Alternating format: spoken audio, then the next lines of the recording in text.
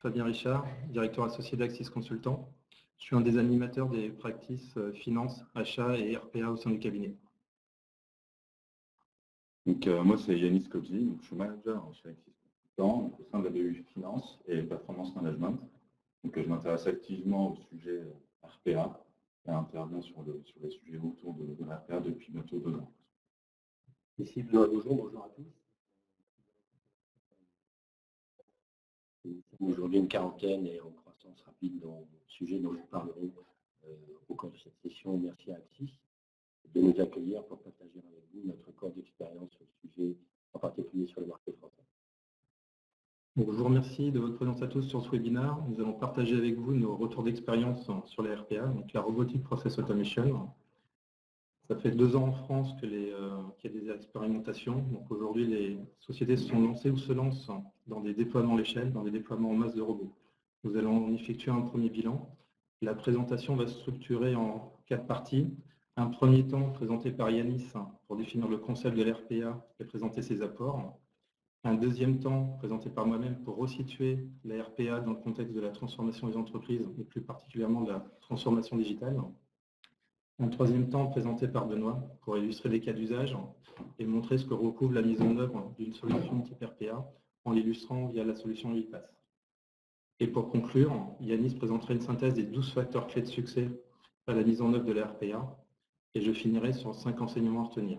N'hésitez pas à poser vos questions au fil de l'eau. Nous avons consacré un temps à la fin de la présentation pour y répondre. Pour ceux qui ne nous connaissent pas, très rapidement, avec Benoît, on va resituer très rapidement nos 2 sociétés. Axis Consultant est un cabinet de conseil en management et en transformation digitale.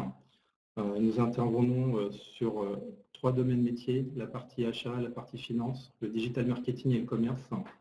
Nous avons 2 domaines transverses que nous adressons aussi, la partie data et la partie change et l'accompagnement à la transformation des entreprises. Voilà, nous adressons les grandes sociétés et les ETI.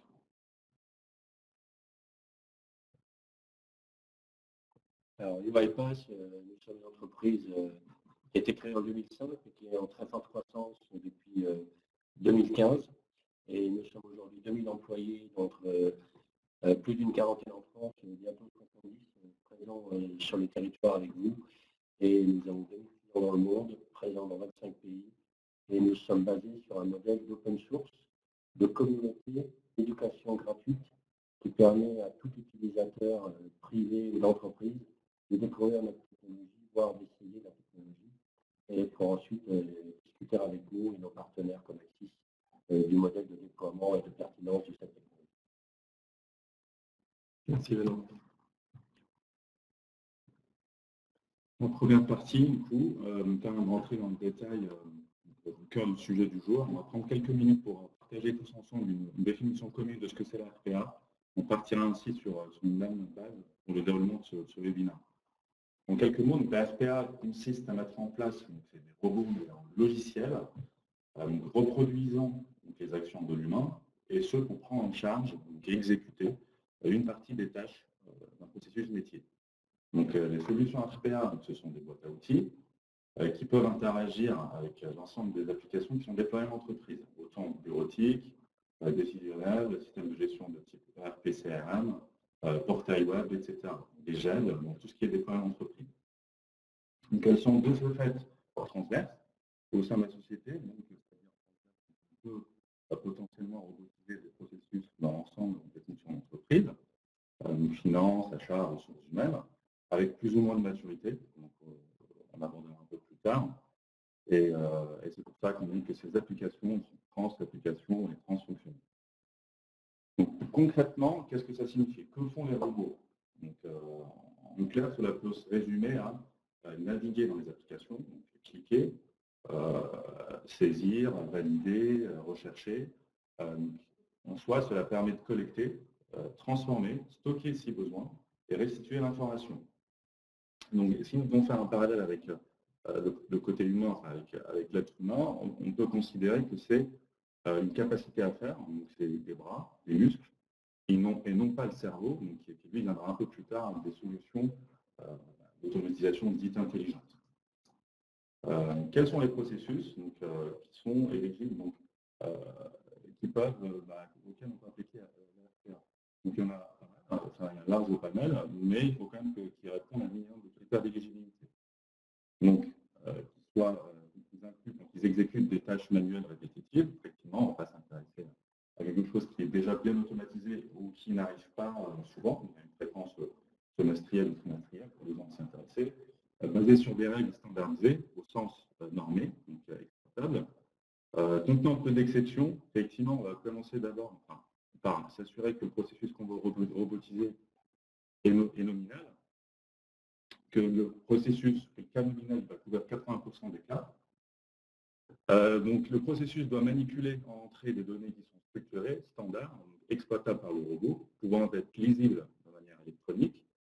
On privilégiera les processus qui traitent une volumétrie importante, donc, très importante, moyenne, ça peut aussi être un développement stable, c'est-à-dire qu'on ne va pas robotiser un processus en cours de changement, que ce soit en termes IT ou procédures de travail.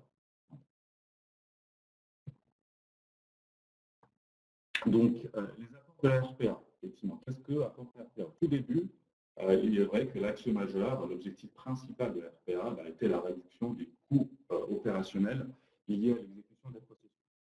Donc, je ne veux pas se cacher cet aspect qui est important, qui reste une réalité. Donc, avec le sujet de réallocation de ressources, qui peut en découler, et les aspects sociaux que vous pouvez imaginer. Mais ça ne se résume pas à ça. Donc, avec le temps, et après 2 années de travaux de robotisation de processus, d'autres valeurs, d'autres dimensions deviennent aussi des apports majeurs de la RPA. L'un d'entre eux, c'est l'augmentation de la fiabilité des processus. Effectivement, la RPA va apporter une capacité à faire, donc qui va permettre de sécuriser, fiabiliser, exécuter le processus avec une meilleure qualité. Je prends juste un exemple pour illustrer. Imaginez un service règlement d'une grande multinationale qui doit vérifier 15 000 factures par mois. Donc, les 15 000 factures, il doit s'assurer qu'il paye bien les bons fournisseurs, donc avec un code sirène, par exemple, qu'il les paye sur le bon sur le bon compte avec le bon RIB. 15 000 factures par mois. 15 000 factures par mois, du coup, impossible, vous imaginez qu'il est impossible de contrôler manuellement, visuellement 15 000 factures. Donc aujourd'hui, le principe par échantillonnage est très répandu. La RPA peut aider ces entreprises-là à aller à 100% de transactions contrôlées. Un autre rapport, de la RPA, c'est la conformité des processus et la normalisation. Donc, de fait, une standardisation est nécessaire avant de commencer une démarche de robotisation. En plus, la mise en place d'un robot va permettre une traçabilité bout en bout, car il est possible d'enregistrer toutes les actions réalisées par le robot.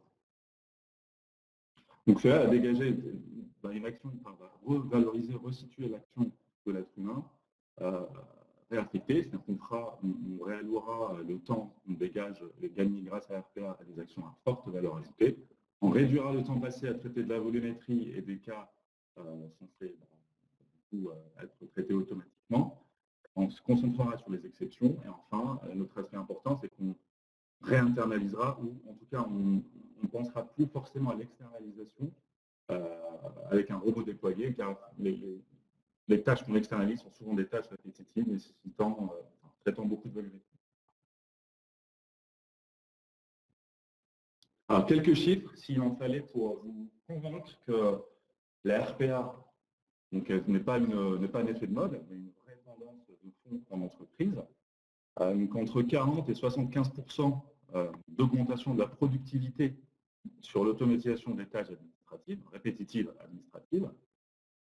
Un deuxième chiffre qui est assez éloquent, 80% des organisations, 80% des entreprises disent que leurs employés sont plus heureux après la robotisation de tâches dites à peu de valeur ajoutée. Donc, cela rejoint ce qu'on disait un peu plus tôt, c'est que la RPA n'est plus vue comme seul levier de cost calling, mais plutôt un levier aussi qui peut repositionner un chiffre.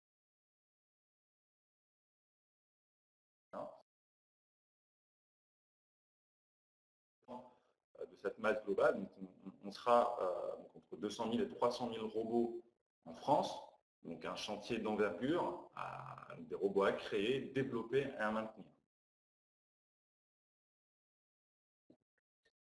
On a bien noté l'aspect son, on y travaille en parallèle, hein, que Yanis continue de... Voilà. Alors, une illustration, donc des cas d'usage, un cas d'usage finance, donc voilà, donc une liste de processus au sein d'une grande entreprise où on a une collecte, donc des fournisseurs. Donc là, on est sur le périmètre comptabilité fournisseur, donc les inputs, on collecte les factures fournisseurs, on les enregistre dans un ERP et puis on les paye.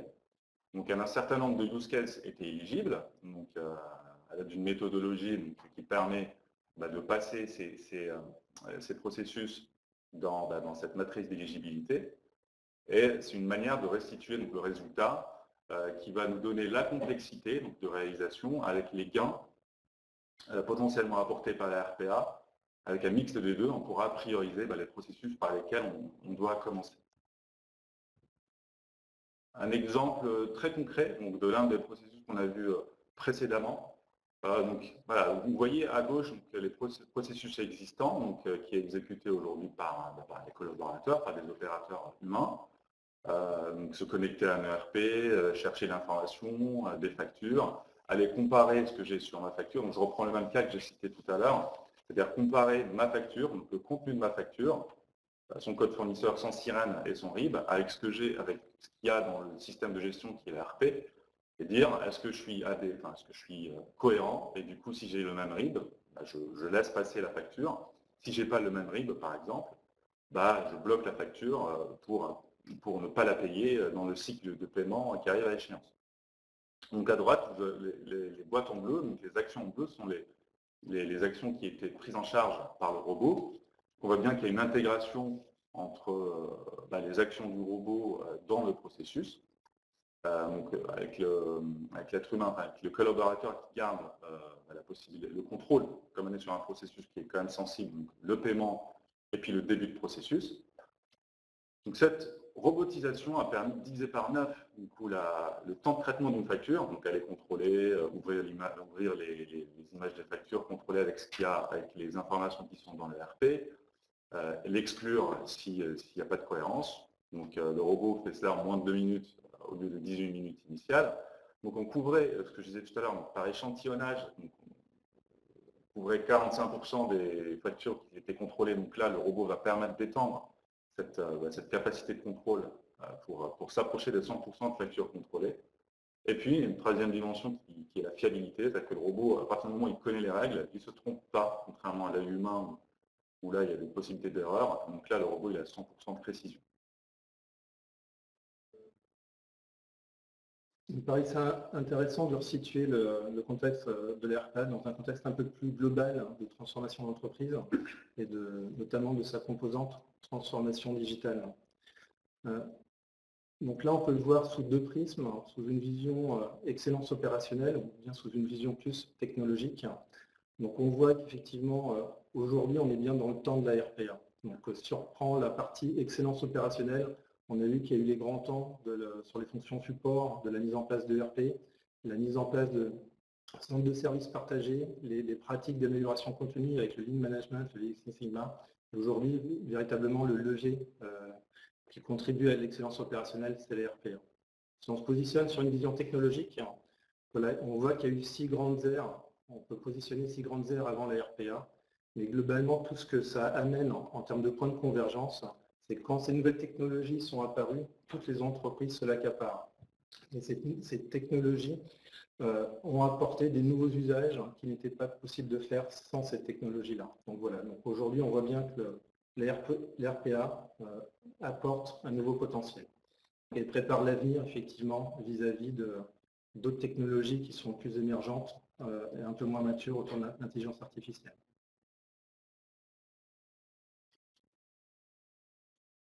Aujourd'hui, la RPA, c'est un des leviers clés de la transformation digitale de l'entreprise. Ce n'est pas le seul levier. On voit qu'aujourd'hui, effectivement, on parle beaucoup de d'intelligence artificielle, de blockchain. Mais par contre, en termes de taux d'usage et de maturité, on voit bien qu'aujourd'hui, le levier à activer se positionne plus effectivement autour de la robotisation. Le contexte de transformation d'entreprise, transformation digitale, je pense qu'il est prégnant dans toutes les entreprises aujourd'hui. On voit que le monde évolue, les activités évoluent, les organisations sont complexes et il y a toujours de nouveaux leviers à conquérir pour optimiser, continuer à optimiser et continuer à rester dans le marché. Cette vue-là, c'était pour illustrer qu'il pouvait y avoir trois temps d'appropriation de la RPA par les entreprises. Le premier temps est celui qui se déroule aujourd'hui dans la plupart des entreprises aujourd'hui, c'est-à-dire c'est un temps de mise en œuvre, d'expérimentation, voire de déploiement, mais mené par une seule direction ou par plusieurs directions au sein de l'entreprise, mais de façon silotée. Donc là, aujourd'hui, les questions qui sont à traiter dans ce cadre-là, c'est quelle stratégie d'optimisation il faut activer sur les processus. Est-ce que je fais du Lean? Est-ce que je fais de l'RPA? Est-ce que je fais une évolution majeure de mon système d'information? Est-ce que j'active d'autres nouvelles technologies innovantes? Dans quel ordre il faut les adresser? Il n'y a pas de réponse toute faite en termes de stratégie, ça dépend de votre contexte. Il peut paraître naturel d'optimiser un processus avant de le robotiser, mais il peut être préférable aussi de le robotiser dans un premier temps, afin de pouvoir dégager du temps, effectivement, pour permettre aux différents collaborateurs de dégager du temps pour prendre du recul et pour préparer le changement. On abordera tout à l'heure le fait qu'il y a effectivement une méthodologie spécifique à la mise en œuvre de projets RPA. Il y a un point très important à adresser dès le début, c'est l'impact sur les collaborateurs. C'est en termes d'évolution des fonctions, en termes d'évolution des compétences. Le deuxième temps est celui de la mise à l'échelle au sein de l'entreprise. Donc c'est pour une utilisation plurielle et transverse au sein de l'entreprise.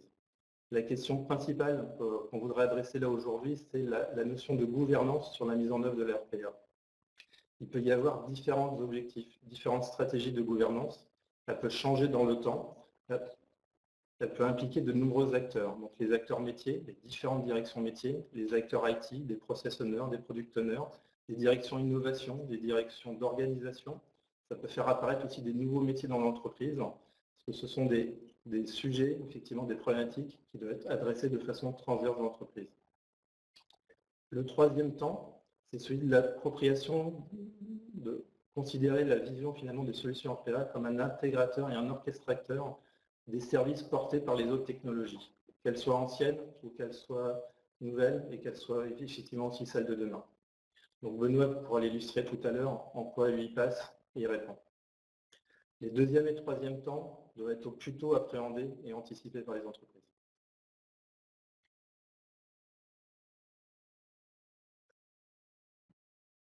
Donc j'espère que vous m'entendez, avec toutes nos excuses pour les problèmes de qualité de son.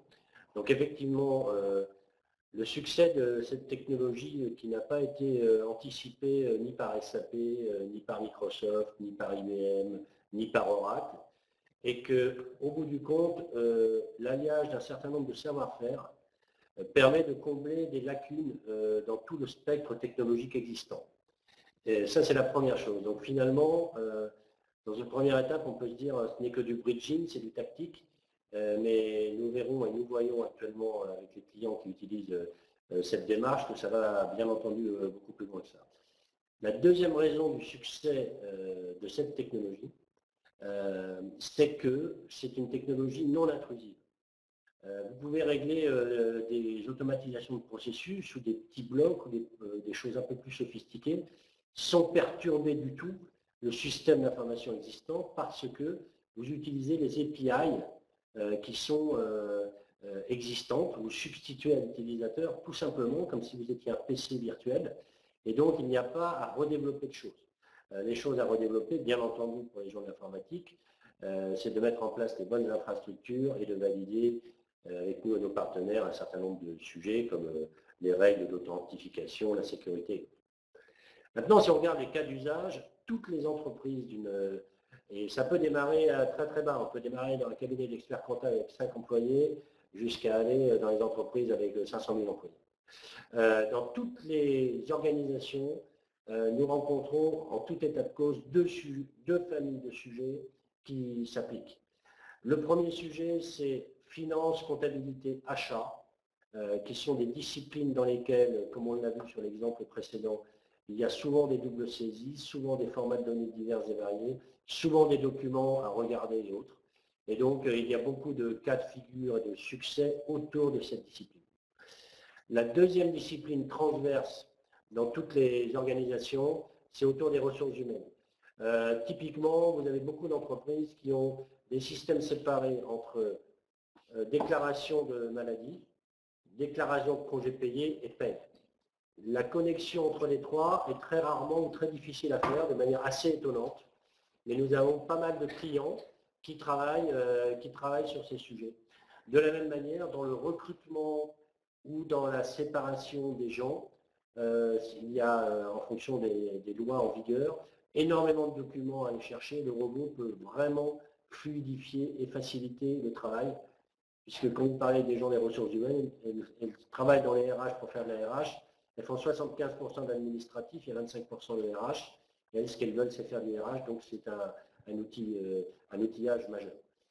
Ensuite, selon les métiers, et dans tous les métiers, vous avez des cas d'usage spécifiques. Si on parle autour du supply chain, en particulier pour les transitaires, on a pas mal de cas de figure, que ce soit avec les containers, mais aussi sur l'expérience multimodale dans les transports, dans les grandes villes, etc. On a beaucoup de sujets autour de cela. Autour de customer service, typiquement, vous allez prendre un abonnement chez un opérateur de téléphonie.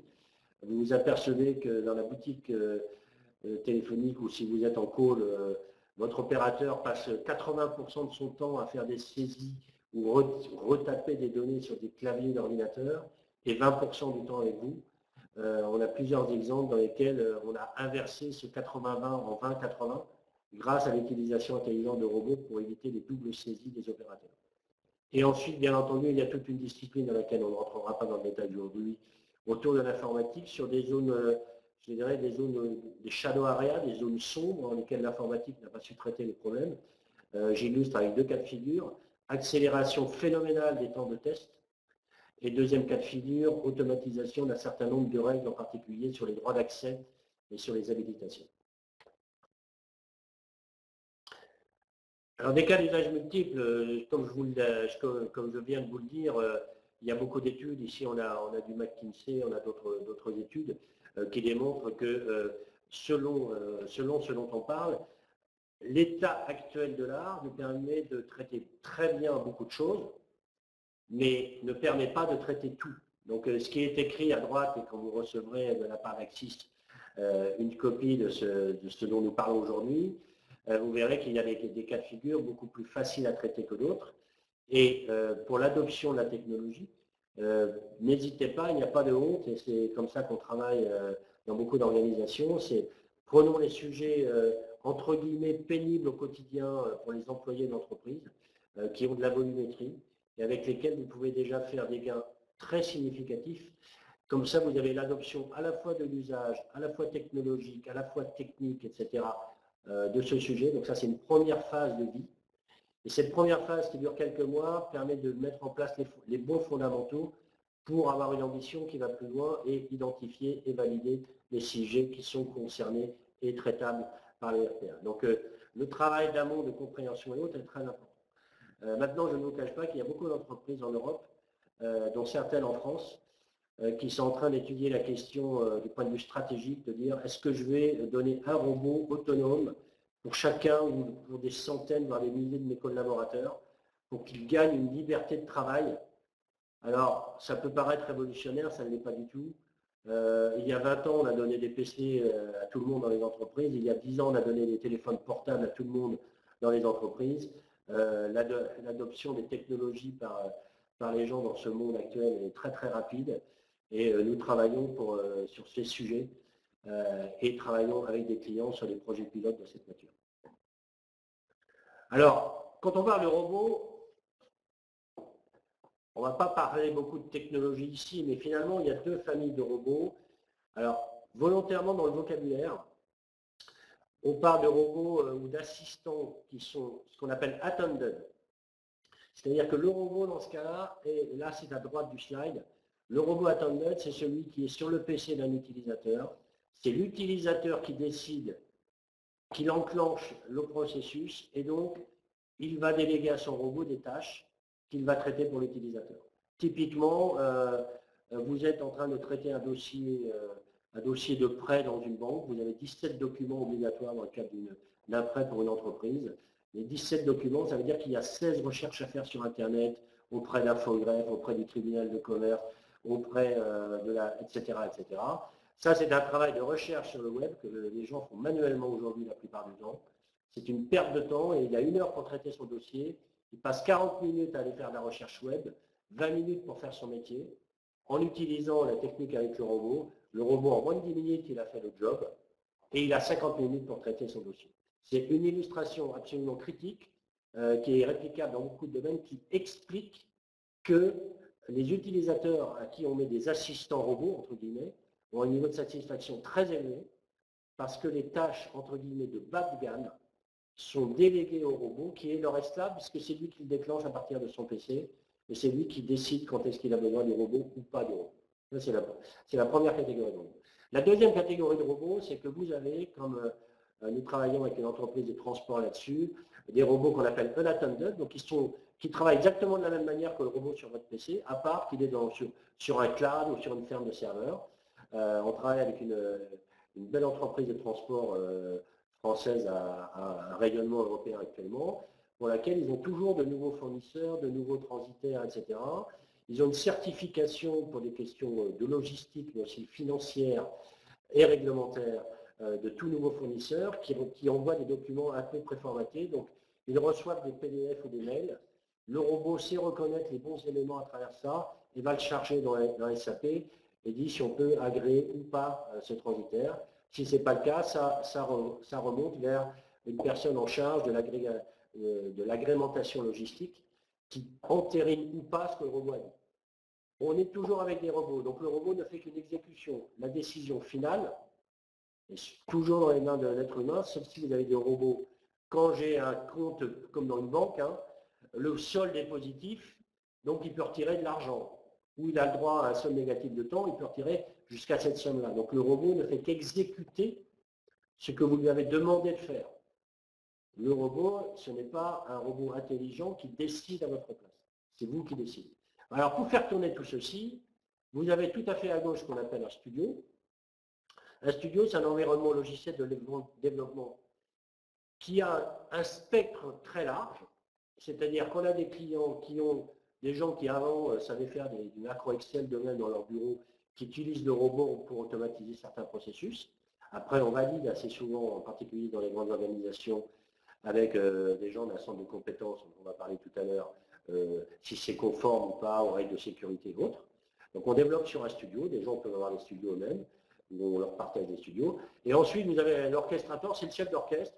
C'est lui qui permet de dire, bon, une fois qu'un processus est automatisé, il est utilisable par telle personne, droit d'usage, voilà les règles de sécurité, voilà les données qu'il a le droit de déplacer ou pas déplacer, voilà les différentes versions de produits, etc. etc. Donc en fait, l'orchestrateur, c'est entre les mains, c'est entre guillemets un site central informatique, au point de vue du pilotage et du monitoring, qui permet de savoir et de tracer tout ce que font les robots, car on travaille assez souvent, en particulier dans les banques ou dans les environnements de santé, avec des environnements réglementaires extrêmement exigeants et assez légitimes. Et donc, cette technologie permet d'être conforme à ces environnements. Donc, juste ici, et je ne vais pas rentrer dans le détail, une des caractéristiques de notre maison et une des différenciations de notre maison par rapport à d'autres acteurs du marché, c'est qu'on a développé au fil de l'eau énormément d'interfaces, de connexions, de capacités à opérer.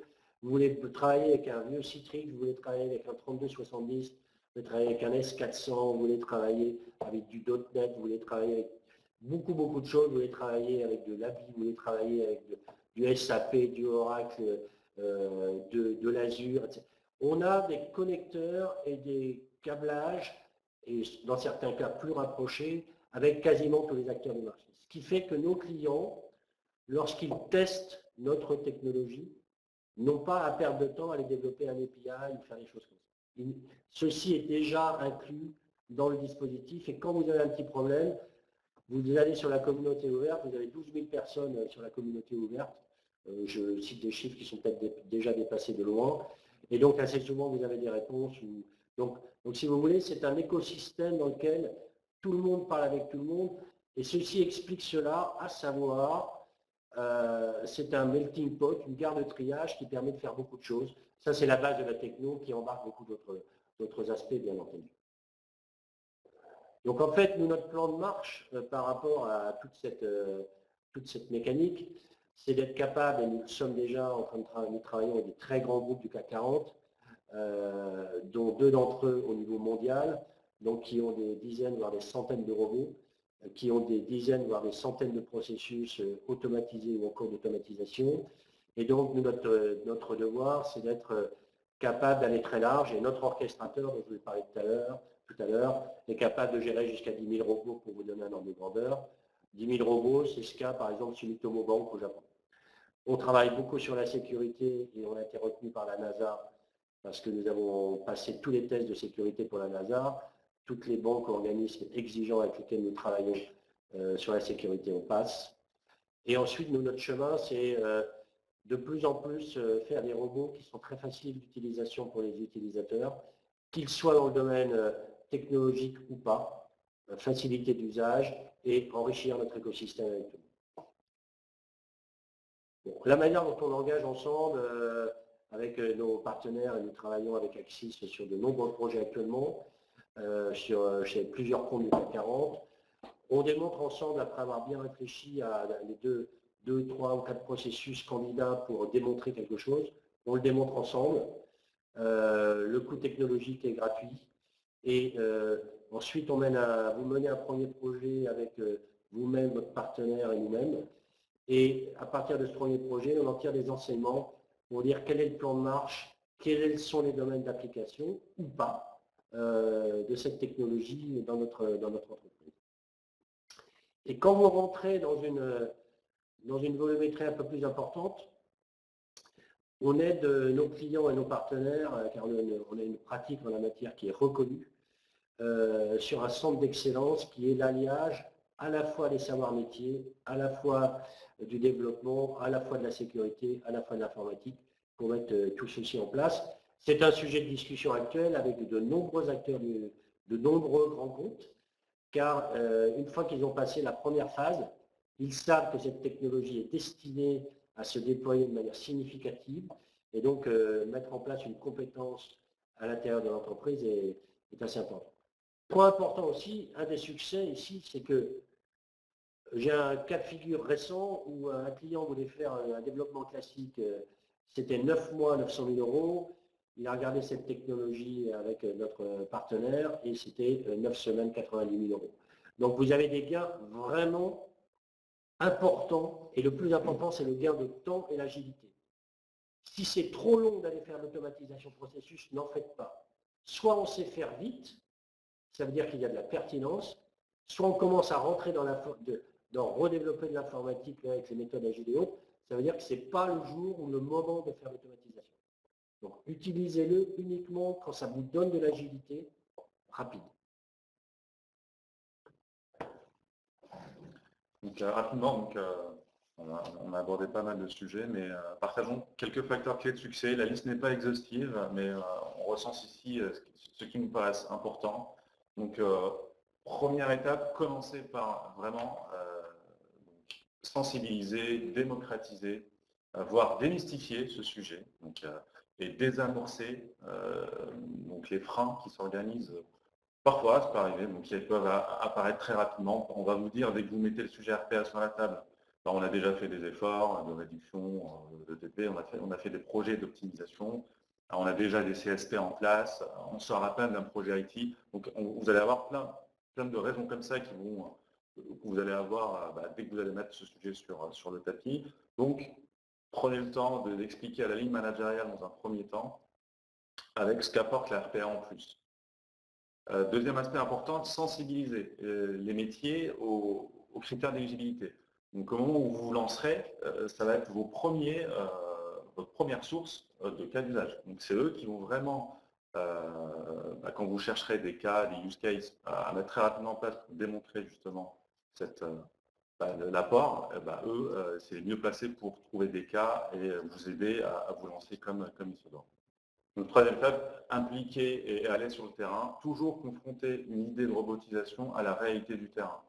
Ne jamais aller sur des idées théoriques pour dire voilà, j'ai une idée, on y va. Non, toujours aller faire des vie ma vie, aller voir des opérationnels qui réalisent vraiment les actions pour se lancer sur un cas et valider l'éligibilité à la pertinence.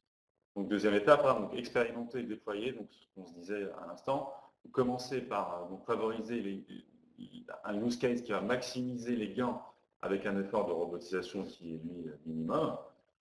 Donc, ne pas forcément tenter d'automatiser tout un processus. Donc, vous pouvez commencer par des tâches, commencer par, comme on a vu tout à l'heure, donc commencer par une première, deuxième, troisième tâche, se concentrer sur les tâches à moindre valeur ajoutée, qui traitent beaucoup de volume.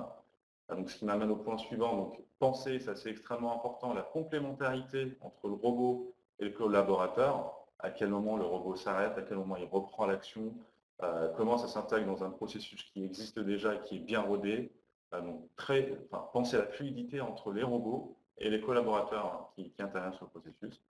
Donc des choses un peu plus concrètes, donc utiliser des solutions de capture vidéo. Donc ça permet d'aller vite, donc capturer tout ce que fait l'utilisateur sur le terrain et puis au lieu de faire on se disait, donc au lieu de faire des documents longs, etc., donc ça peut aller très vite et donner très vite les billes aux développeurs pour développer le robot. Préparer les jeux de données, important aussi pour valider un use case et pour valider la pertinence du volume, des jeux de données significatifs, signifiants. Et enfin, privilégier une méthodologie plutôt semi-agile, c'est-à-dire qu'on ne va pas rentrer dans un cycle en V comme la mise en place d'un ERP ou les anciennes méthodologies, et pas non plus être 100% agile. Donc trouver un compromis entre les deux, avec des binômes, du coup business analyst, qui a plutôt une expertise métier, et développement RPA agile, qui va très vite mettre en place le robot. Enfin, anticiper et préparer, donc chose qui est très importante et qui est, j'allais dire, encore plus vraie que la mise en place d'un système d'information traditionnel, c'est l'impact de la RPA que va avoir sur votre organisation et sur votre façon de travailler. Donc là, il est vraiment décuplé et il peut être très rapide et très profond, donc changer profondément la façon de travailler de vos collaborateurs. Donc l'anticiper, préparer ce qu'on va faire de ce gain de temps qu'on va retirer, qu'on va gagner avec la RPA. Donc mettre en place, en fonction de vos ambitions, de votre contexte, donc mettre en place une organisation, une gouvernance, comme tu disais Fabien tout à l'heure, qui est adaptée à vos besoins, quitte à avoir un seul binôme et qui va faire le tour de tous vos métiers pour collecter les données dans les use cases dans un premier temps. Donc un binôme business analyst qui connaît très bien le métier, plus une compétence robot. Donc cette compétence développement robot, il faut bien la choisir. C'est-à-dire qu'elle est, effectivement, ce sont des solutions qui sont agiles, accessibles, qui sont simples d'utilisation, mais qui peuvent nécessiter, pour un cas un peu plus sophistiqué, du développement. Donc veiller à ce qu'il y ait des compétences, quand même, une appétence au développement informatique, en tout cas au sens algorithmique logique. Et enfin, donc, ne pas oublier de toujours conserver la maîtrise formelle de ces processus. Imaginez du jour au lendemain que le robot ne va plus travailler, bon, c'est pas pour des raisons de grève, mais qui tombe qu'il y a d'autres soucis, et du coup garder la compétence initiale, formaliser et garder la compétence pour qu'un être humain puisse reprendre la main en cas de souci. Vous aviez une question, Jean-Claude, sur l'ouverture de la plateforme UiPath, et envisagez-vous des autres pratiques 4G en matière d'intelligence artificielle en particulier? La réponse est oui. On a dans notre plateforme le partage de processus avec des trames de processus déjà pré-automatisés. Et il y a effectivement dans certains processus qui sont mis à disposition de la communauté des sujets autour de l'intelligence artificielle. Nous n'en avons pas parlé, mais il est clair qu'à l'intérieur de notre technologie, à la fois sur de l'ICR, de l'OCR, mais un certain nombre d'autres sujets, il y a du machine learning, il y a des moteurs, il y a un petit peu d'intelligence artificielle. Ce n'est pas ce que nous mettons en avant dans une première étape, parce que le but, c'est l'automatisation de processus, mais effectivement, ceci fait appel à des composants et à des technologies de cette nature. Et on peut effectivement regarder un peu plus précisément avec des gens de nos équipes techniques sur ces points-là, si vous souhaitez aller plus loin à l'issue de ce webinaire. Pour conclure, 5 enseignements qu'on peut retenir sur la RPA. Tout d'abord, c'est vraiment marquer l'apport de valeur indéniable qu'apporte effectivement cette nouvelle technologie, enfin, nouvelle, mais qui existe déjà depuis des années. Son application qui est plutôt récente en France. Et tout ça pour un coût et un délai de mise en œuvre qui est très limité par rapport à des projets classiques de système d'information. Le fait aussi d'expérimenter. Voilà. Ce sont des nouvelles technologies, il faut l'expérimenter sur des cas d'usage avant de passer effectivement à un déploiement à l'échelle. Voilà. Le fait d'aller très rapidement sur l'expérimentation pour s'approprier les démarches, voir les apports de valeur métier, voir ce que ça implique au niveau IT, c'est très important de le faire rapidement. Et après, effectivement, de se poser les questions de gouvernance que ça impose au sein de notre entreprise. Le couple homme-robot peut être gagnant-gagnant. Benoît l'a bien explicité tout à l'heure sur différents cas. Ça nécessite effectivement un accompagnement de l'évolution des collaborateurs, mais on est vraiment dans une vision gagnant-gagnant, effectivement, le fait d'avoir des assistants virtuels, des assistants robots auprès des différents collaborateurs de vos services. On se projette un peu sur l'avenir, mais c'est dès maintenant effectivement qu'on peut voir la RPA effectivement comme un stock technologique qui peut orchestrer effectivement les autres technologies, et notamment celle de l'avenir, et qui va très bien se combiner avec notamment tout ce qui est autour de l'intelligence artificielle. Le marché reste en mouvement, mais il y a une vraie réalité sur des solutions très opérationnelles aujourd'hui. Donc, on était très ravis effectivement d'avoir Benoît avec UiPath qui est leader sur le marché. Et voilà, aujourd'hui, il y a véritablement des solutions concrètes qui apportent de la valeur au sein de vos entreprises. Alors, vous avez pas mal de questions. Peut-être qu'on revoit les questions.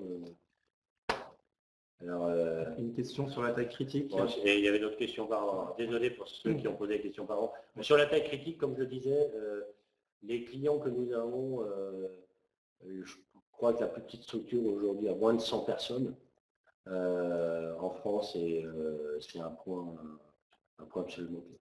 Alors ensuite, il y a une question sur comment traiter les aspects d'identification sécurité dans le cas d'un ERP SAP, retour d'expérience disponible. Bon, là, il y a l'environnement SAP et les règles SAP sont effectivement assez particulières, spécifiques et pointues.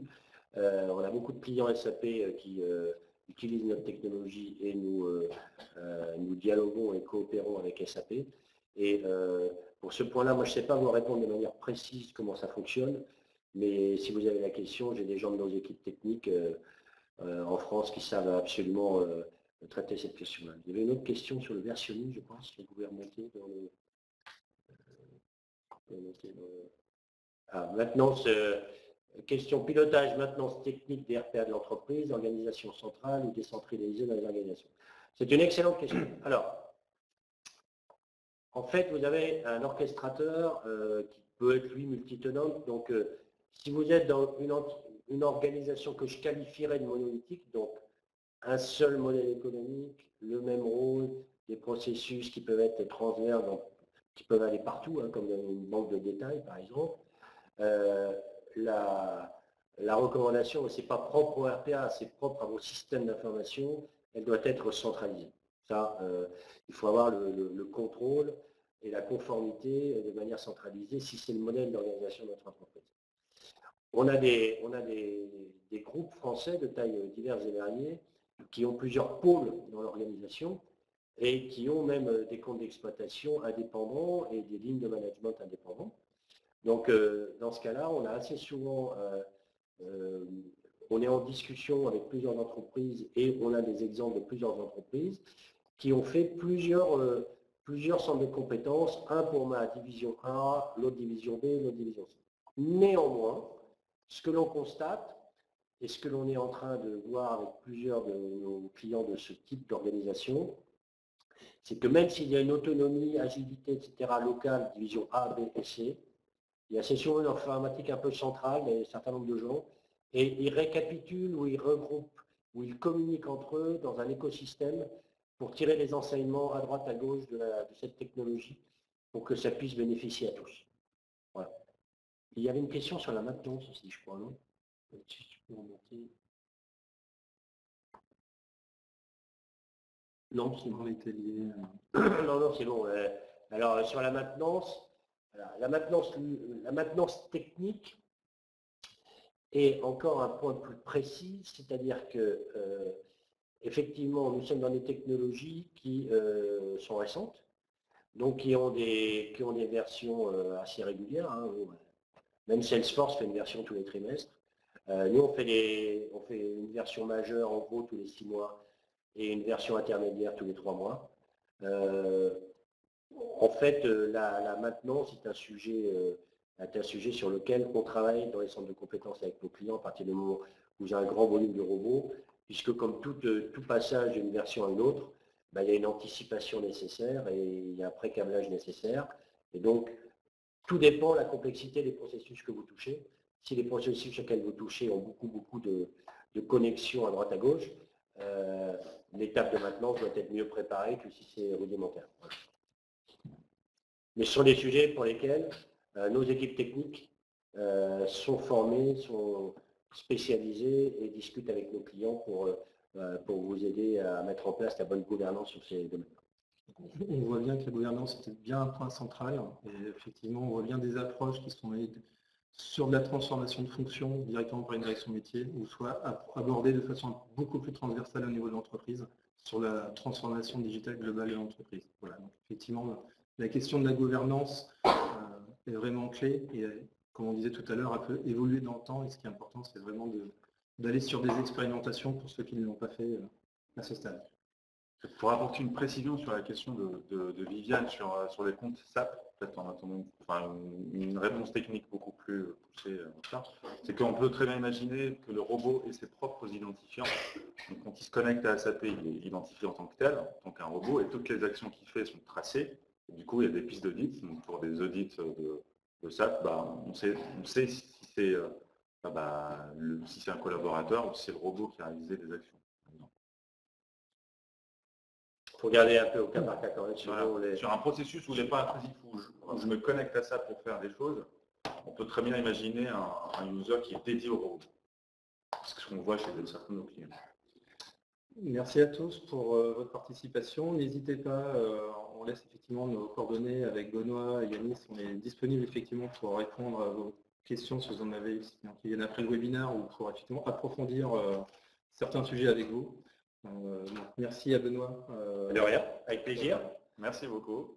De nous avoir accompagnés effectivement sur cette retour d'expérience et sur ce bilan. Merci beaucoup. Merci. Merci à tous. Au revoir. Au revoir.